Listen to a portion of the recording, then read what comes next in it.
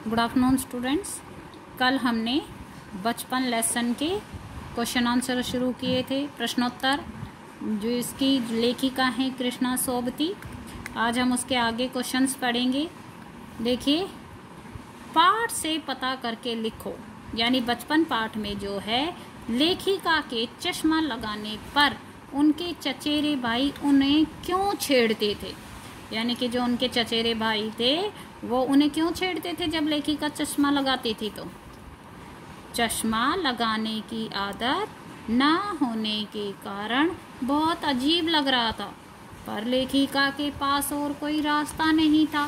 पर इसे लगाने के बाद मेरी शक्ल अजीब सी दिखती होगी, तभी मेरे भाई मुझे छेड़ते थे, जिससे मुझे खिज होती थी। लेखिका क्या कहती है कि जब मुझे चश्मा लगाने की आदत नहीं थी और जब अब मैंने चश्मा लगाया तो वो बहुत ही अजीब लग रहा था।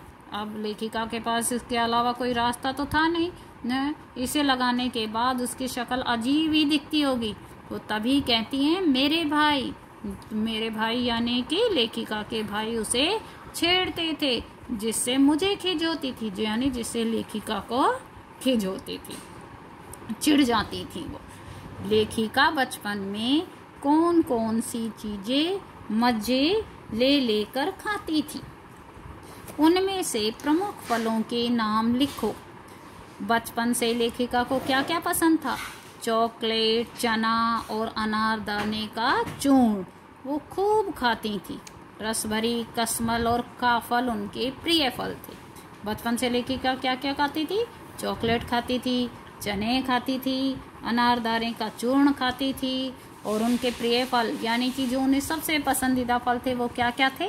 रसभरी, कसमल और काफल। अब अगला क्वेश्चन देखिए। लेखिका के बचपन में ग्रामोफोन, घुड़सवारी, शोरूम में शिमला कालका ट्रेन का मॉडल और हवाई जहाज की आवाजें ही आश्चर्यजनक आधुनिक चीजें थी। आज क्या क्या आश्चर्यजनक आधुनिक चीजें तुम्हें आकर्षित करती हैं, उनके नाम लिखो।